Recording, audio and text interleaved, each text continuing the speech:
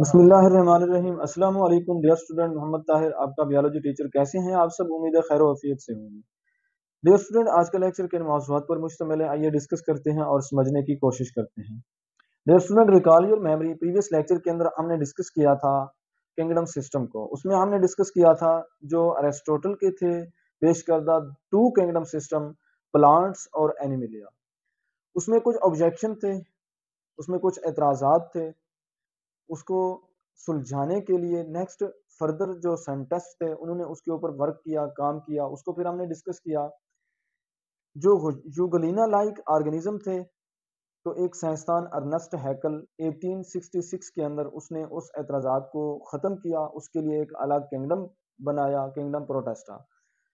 उसके बाद हमने डिस्कस किया एक और साइंसदान आया जिसने बाकी जो एतराज़ात थे उनको ख़त्म करने के लिए उसका नाम है ई चैटन। 1937 के अंदर उसने प्रोक्रियाटिक सेल और यूक्रियाटिक सेल के अंदर फ़र्क वाज़िया किया एक टेक्निक के साथ।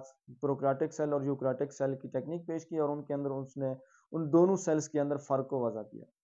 उसके बाद हमने डिस्कस किया था फाइव किंगडम सिस्टम में कि फाइव किंगडम सिस्टम जो है, रॉबर्ट विटेकर एक साइंसदान था, साइंटिस्ट ने पेश किया था कि ऑर्गेनिज्म को फाइव किंगडम में डिवाइड किया था। पांच किंगडम सिस्टम के अंदर उसने ऑर्गेनिज्म को डिवाइड किया था। उसने किसकी बेस पे, किस बुनियाद पे ऑर्गेनिज्म को मूड ऑफ न्यूट्रिशन और सेलुलर ऑर्गेनाइजेशन के वो खाना खुराक जो है खुद बनाते हैं या दूसरे ऑर्गेनिज्म से हासिल करते हैं, दूसरों के ऊपर डिपेंडेंट है, इस बुनियाद पे उसने किंगडम बनाए। उसने उसको फाइव किंगडम में तकसीम किया और उसने बुनियाद बनाया सेलुलर ऑर्गेनाइजेशन को कि वो यूनिसेलुलर हैं या मल्टी सेलुलर हैं, प्रोक्रियाटिक सेल हैं या यूक्रियाटिक सेल हैं। उसके बाद उसकी मॉडिफिकेशन में दो साइंटिस्ट थे जिनका नाम है मार्गुलिस एंड श्वार्ट्ज। 1988 के अंदर उन्होंने उसके अंदर मॉडिफिकेशन की फाइव किंगडम सिस्टम के अंदर। उन्होंने इस बात को वजह किया कि वाजिया किया कि जो किसने पेश किया था, रॉबर्ट विटेकर ने फाइव किंगडम सिस्टम पेश किया था। उसके अंदर उन्होंने ये मॉडिफिकेशन की कि सेलुलर ऑर्गेनाइजेशन के साथ साथ मूड ऑफ न्यूट्रिशन न्यूट्रिशन के साथ साथ जेनेटिक्स को भी बुनियाद बनाया जाए, उसके अंदर भी रिजेंबलेंस को और डिफरेंसेस को नोट किया जाए, उसकी बुनियाद पे भी जानदारों के अंदर यानी ये जेनेटिक्स वाला सिस्टम भी ऐड किया जाए ताकि इसके साथ भी उनकी रिजेंबलेंस और जो डिफरेंसेस है उनको मैच किया जाए, उनको देखा जाए। अब वो कौन से फाइव किंगडम बनाए? पहला किंगडम था मुनीरा,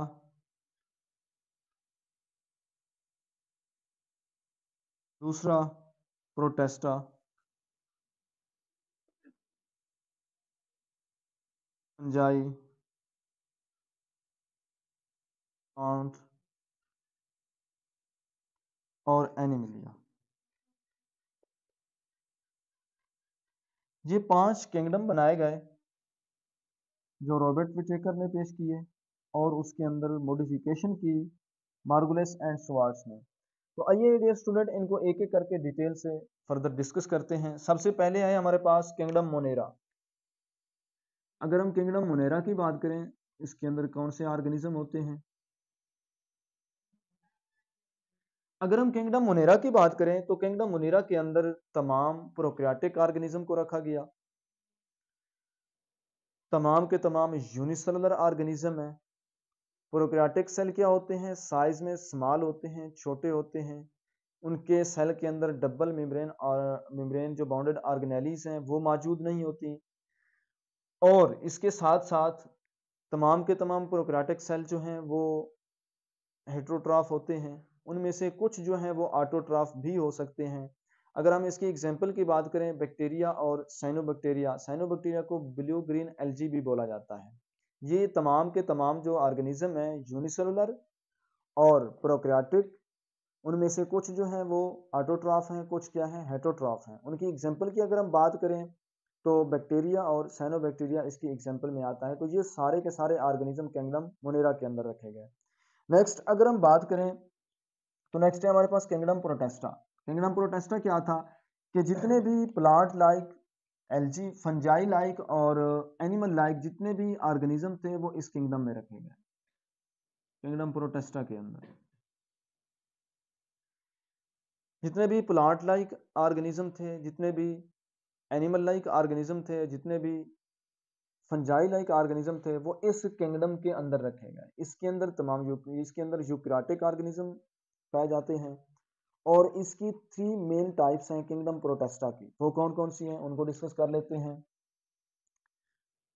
पहली जो है इसकी, अगर हम टाइप्स की बात करें किंगडम प्रोटेस्टा की, तो इसकी जो 3 टाइप्स हैं, पहली जो है एलजी,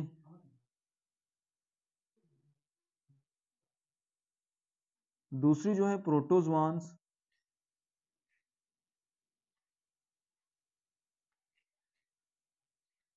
और तीसरी जो है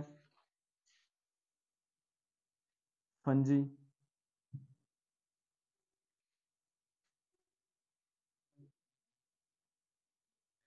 ये 3 कैटेगरीज हैं किंगडम प्रोटेस्टा के अंदर के। एल्जी लाइक की अगर हम बात करें प्लांट लाइक ऑर्गेनिज्म की, तो वो एल्जी है। एल्जी क्या है? ये सिंपल यूकैरियोटिक मल्टीसेलुलर ऑर्गेनिज्म है। सिंपल मल्टीसेलुलर ऑर्गेनिज्म क्या होते हैं कि जो ये 2 या 2 से ज्यादा सेल के से मिलकर तो बने होते हैं, लेकिन उनके अंदर मल्टी सेलुलर सेक्स ऑर्गन्स मौजूद नहीं होते, जिसकी वजह से वो अपनी नस्ल को आगे कंटिन्यू कर सकें, अपनी नस्ल आगे बढ़ा सकें। उसके बाद अगर हम बात करें एनिमल लाइफ की, तो प्रोटोजोआंस ये एनिमल लाइक ऑर्गेनिजम्स हैं जो किंगडम प्रोटेस्टा के अंदर रखे गए। इसी तरीके से फंजाई लाइक, जितने भी ऑर्गेनिज्म फंजाई से रिजेंबलेंस रखते हैं वो किसके अंदर हैं, जिनकी स्पेशल मोड ऑफ न्यूट्रिशन है, वो रखे गए किंगडम फंजाई के अंदर, प्रोटेस्टा के तीसरी टाइप्स। और जो जितने भी ऑटोट्रॉफ हैं वो एल्जी के अंदर, यानी प्रोटोजोआंस के अंदर। और जो प्रोटोजोआंस हैं वो सारे के सारे हेटरोट्रॉफ हैं, जो अपनी खुराक खुद तैयार नहीं कर सकते बल्कि दूसरों के ऊपर डिपेंड करते हैं। तो किंगडम मुनीरा के अंदर अगर एक बात और हम ऐड करना चाहें, तो इनके अंदर जो यूनिसेलुलर ऑर्गेनिज्म है, अगर हम उनको देखें कि वो किस तरीके से पाए जाते हैं, रहते कैसे हैं, तो वो क्लस्टर की फॉर्म में रहते हैं, चेन की फॉर्म में रहते हैं, कॉलोनीज बना के रहते हैं। तो उसकी एग्जांपल को भी हमने डिस्कस किया, बैक्टीरिया और साइनोबैक्टीरिया। उसके बाद हमने कहा कि किंगडम प्रोटेस्टा के अंदर तमाम यूकैरियोटिक ऑर्गेनिज्म है। यूकैरियोटिक, अब उसके बाद प्रोटेस्टा को 3 हिस्सों के अंदर डिवाइड किया गया कि इसके अंदर जो प्लांट लाइक एनिमल हैं वो भी इसी के अंदर हैं, जो एनिमल लाइक एनिमल हैं वो भी इसी के अंदर हैं, जो फंजाई लाइक एनिमल्स हैं वो भी इसी किंगडम प्रोटेस्टा के अंदर है। अगर हम एल्जी की बात करें, जो प्लांट लाइक ऑर्गेनिज्म है, ये सिंपल यूकैरियोटिक मल्टीसेलुलर ऑर्गेनिज्म होते हैं। अब ये जो सिंपल मल्टीसेलुलर ऑर्गेनिज्म क्या है, जिनके अंदर जो वो एक या एक से ज्यादा सेल के साथ तो मिलकर बने होते हैं, लेकिन उनके अंदर मल्टी सेलुलर सेक्स ऑर्गन्स नहीं होते, जिसकी वजह से वो अपनी नस्ल को आगे कंटिन्यू कर सके। उसके बाद जितने भी फंजाई लाइक जिनका स्पेशल मोड ऑफ न्यूट्रिशन है वो फंजाई के अंदर होते हैं। और उसके बाद जो प्रोटोजोआंस हैं, जितने भी ऑटोट्रॉफ्स हैं प्लांट लाइक, वो सारे के सारे प्रोटोजोआंस के अंदर हैं। उसके बाद अगर हम बात करें, हमारे पास नेक्स्ट जो है किंगडम फंजाई।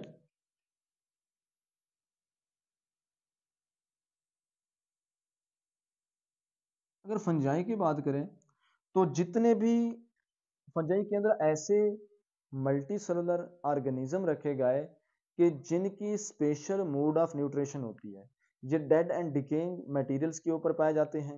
वहां पर स्पेशल किस्म का केमिकल्स रिलीज करते हैं जो उस डेड डिकेइंग मटेरियल्स को डाइजेस्ट करता है और वहां से ये फूड को एब्जॉर्ब करते हैं। इनकी स्पेशल मोड ऑफ एब्जॉर्प्शन होती है जो फंजाई है।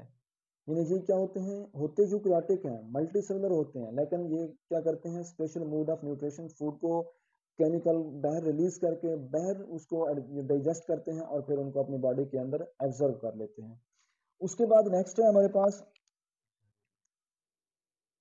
है हमारे पास किंगडम प्लांटी। अगर हम किंगडम प्लांटी की बात करें, प्लांट, इसके अंदर सारे के सारे मल्टी सेलुलर ऑटोट्रॉफ ऑर्गेनिज्म रखे गए हैं। ऑटोट्रॉफ्स कौन से होते हैं? ऐसे ऑर्गेनिज्म जो अपनी खुराक खुद तैयार करते हैं फोटोसिंथेसिस के थ्रू, पानी और कार्बन डाइऑक्साइड को मिला के सूरज की रोशनी की मौजूदगी में वो एक स्पेशल किस्म की खुराक तैयार करते हैं जो ग्लूकोज कहलाती है। वो इनऑर्गेनिक, सिंपल इनऑर्गेनिक कंपाउंड को मिलाकर कंबाइन करके एक पेचीदा, एक कम्प्लेक्स फूड मॉलिक्यूल्स बनाते हैं जो ग्लूकोज कहलाता है। इसके अंदर सारे के सारे ऑटोट्रॉफिक ऑर्गेनिज्म है। इसके अंदर अगर हम बात करें फ्लावरिंग प्लांट्स हैं, नॉन फ्लावरिंग प्लांट्स हैं, जितने भी ग्रीन प्लांट्स हैं वो सारे के सारे इसके अंदर शामिल हैं जो अपनी खुराक खुद तैयार कर सकते हैं। उसके बाद है किंगडम एनिमलिया, यानी एनिमल। अगर हम इसकी बात करें तो इसके अंदर मल्टी सेलुलर यूकैरियोटिक, ये भी मल्टीसेलुलर यूकैरियोटिक है, ये भी मल्टीसेलुलर यूकैरियोटिक है कि इनके अंदर वो एक से ज्यादा सेल से मिलकर बने होते हैं। प्लांट सेल की अगर हम बात करें तो उनके अंदर सेल वॉल मौजूद होती है उनके सेल की। तो एनिमल सेल की बात करें तो ये ऑटोट्रॉफ नहीं होते, ये हेटरोट्रॉफ होते हैं और ये अपनी खुराक खुद तैयार नहीं कर सकते। ये वेरिएशन कलर होते हैं और उसके साथ साथ इनके अंदर सेल वॉल भी मौजूद नहीं होती। जितने भी हेटरोट्रॉफ हैं वो किंगडम प्लांटी के अंदर एनिमल के अंदर रखे गए। नेक्स्ट कुछ हमारे पास इंटरेस्टिंग इंफॉर्मेशन है स्टेटस ऑफ वायरस के हवाले से कि वायरस क्या है। अगर हम स्टेटस ऑफ वायरस की बात करें तो वायरस जो है इसको हम बॉर्डर लाइन के ऊपर कंसीडर करते हैं लिविंग एंड नॉन लिविंग। कि वायरस क्या है, living and non living border line consider की जाती है। ना हम इसको लिविंग में कंसीडर करते हैं ना नॉन लिविंग में कंसीडर करते हैं, इस वजह से इसको 5 किंगडम में नहीं शामिल किया गया, नहीं रखा गया। अब वायरस के अंदर सब सेलुलर और ए सेलुलर साख्तें मौजूद होती हैं। कि अगर हम बात करें वायरस की, सब सेलुलर और ए सेलुलर साख्तें इसके अंदर मौजूद होती हैं। अगर ये किसी ऑर्गेनिज्म के अंदर इंटर हो जाएं तो ये अपने सेल को मतलब के मजीद मल्टीप्लाई हो जाते हैं, अपने तादाद को बढ़ा लेते हैं। किसी भी ऑर्गेनिज्म के अंदर जब लिविंग थिंग्स के अंदर इंटर होंगे, अगर ये बह रहे हैं तो ठोस क्रिस्टल की शक्ल में पड़े रहते हैं, इस वजह से इनको लिविंग और नॉन लिविंग की बॉर्डर लाइन के ऊपर कंसिडर किया जाता है। उसके बाद अगर हम इसकी स्ट्रक्चर की बात करें तो अगर हम इसकी स्ट्रक्चर की बात करें तो इसकी जो स्ट्रक्चर है वायरसेस की, तो इसके अंदर एक प्रोटीन कोट होता है, मतलब कि इसके अंदर आरएनए मौजूद होता है, डीएनए आरएनए इसके अंदर पाया जाता है। इसके अगर हम स्ट्रक्चर को कंसीडर करें तो इसके अंदर जिन्हें प्रोटीन से बना हुआ एक गलाफ होता है। उसके बाद अगर हम इसकी टाइप्स की बात करें तो इसकी दो टाइप्स हैं, पेरियोन्स और दूसरी इसकी जो टाइप्स है वेरियोइड्स।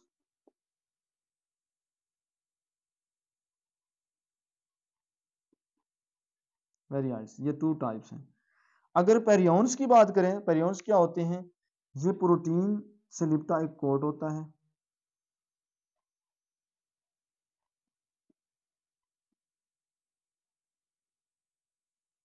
प्रोटीन से बना एक गलाफ होता है। अब ये पेरियोन्स जो हैं ये प्लांट्स के अंदर डिजीज काज करती हैं, प्लांट्स के अंदर बीमारियां फैलाती हैं। इसी तरीके से अगर हम वेरियोड्स की बात करें तो इसके अंदर जो बना होता है वो इसके अंदर ओनली आरएनए मौजूद होता है। ये भी प्लांट्स के अंदर बीमारियां काज करता है, डिजीज काज करता है। तो डियर स्टूडेंट, आप लोगों ने जो 5 किंगडम सिस्टम है इसको अच्छे से मेमोराइज कर लेना है। ये लॉन्ग क्वेश्चन के तौर पर पूछे जा सकते हैं और इनके अंदर जो रॉबर्ट विटेकर, मार्गुलिस स्टीवर्ट्स, इनके जो तारीख बताई गई है वो एमसीक्यूज के तौर पर पूछी जा सकती है और ये लॉन्ग क्वेश्चन के तौर पर इंपॉर्टेंट है, पूछा जा सकता है। उम्मीद है कि आज का लेक्चर आपको समझ आया होगा। दोबारा सुन ले स्टेटस ऑफ वायरस के बारे में। स्टेटस ऑफ वायरस के अंदर हमने कहा कि वायरस को हम कंसीडर करते हैं बॉर्डर लाइन के ऊपर जिंदा चीज़ों की और मुर्दा चीज़ों की। ना हम इसको कंसीडर करते हैं लिविंग थिंग्स में, ना इसको कंसीडर करते हैं नॉन लिविंग थिंग्स में। इसको कंसीडर लिविंग थिंग्स उस वक्त किया जाता है जब ये किसी ऑर्गेनिज्म की बॉडी के अंदर इंटर होती है और वहां पे अपनी तादाद को बढ़ाती है, मल्टीप्लाई इनके अंदर जो सेलुलर ऑर्गेनाइजेशन है वो शुरू हो जाती है। ये सब सेलुलर और ए सेलुलर साख्तें होती हैं। अगर ये ऑर्गेनिज्म के अंदर इंटर नहीं होती, जो ये सिंपल क्रिस्टल ठोस शक्ल में मौजूद होती हैं। उसके बाद हमने इसकी स्ट्रक्चर की बात की। ये प्रोटीन का लिपटा हुआ एक गलाफ होता है, कोट होता है। इसकी दो टाइप्स हैं, पेरियोन्स और वेरियोइड्स। वेरियोइड्स के अंदर आरएनए और ये प्रोटीन का कोट होता है जो बीमारियां फैलाता है, प्लांट्स के अंदर डिजीज काज करता है। अगर हम इसकी एग्जांपल की बात करें, जो कोविड 19 है ये भी इसके एग्जांपल में है, हेपेटाइटिस बी, हेपेटाइटिस सी, ये भी इस वायरस की एग्जांपल है। उम्मीद है कि आज का लेक्चर आपको समझ आया होगा। अगर किसी ने कोई क्वेश्चन है तो आप कमेंट सेक्शन में पूछ सकते हैं।